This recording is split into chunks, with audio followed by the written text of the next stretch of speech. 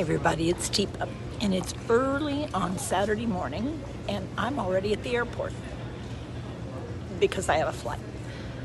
And as I am navigating my way to my flight, I am reminded yet again of how challenging it can be to negotiate all the things you have to negotiate in order to travel.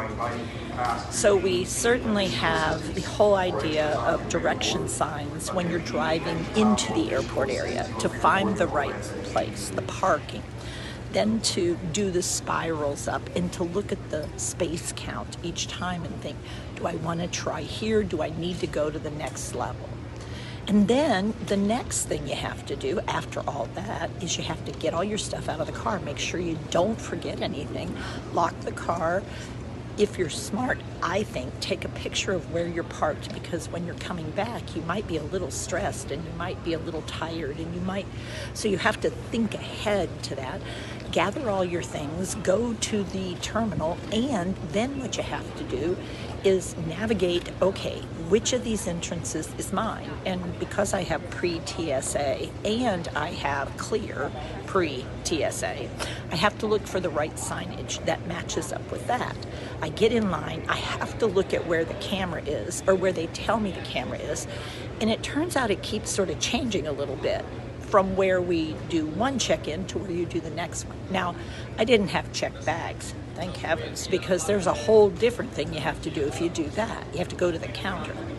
Now I get through, I've just gotten through the pre-check, and now I am going through the scanner, and then it alarms because I've been randomly checked, and now I have to put my arms up over my head and make sure I have everything on, and then we have to gather up all our things that we left, and then once you get through that, you have to go to the other side, and you had to have no liquids with you, so if you want something to drink on your flight, you have to get what you want to drink before you go to the plane. And then you have to go, maybe, if you're smart, restroom, and you have to go to the restroom. And then in the restroom, you have to navigate all your bags and the door and make sure it closes. And then when you come out, every sink and every control is different. There's a lot of electronics that don't seem to work very well sometimes. And then, of course, there's the towels. Are there any? How do you get them to come out? Is it wave under, wave in front, or touch, or pull, or... And then there's the getting on the plane. And that's all before we get to the place where we're actually going somewhere. So, living with brain changes. There's a high probability if I start living with brain changes, I'll still be able to navigate a lot of this. But knowing what I know about prefrontal cortex, I can also see that it would be easy to skip a step and not realize I've skipped a step because I've done it so many times and think I did. So, potential. And for people who haven't traveled a lot, this sensory experience is pretty intense. You have overhead speaker, you have a lot of moving people, you have a lot of instructions being given to you, or maybe it's not you, maybe it's the next gate over.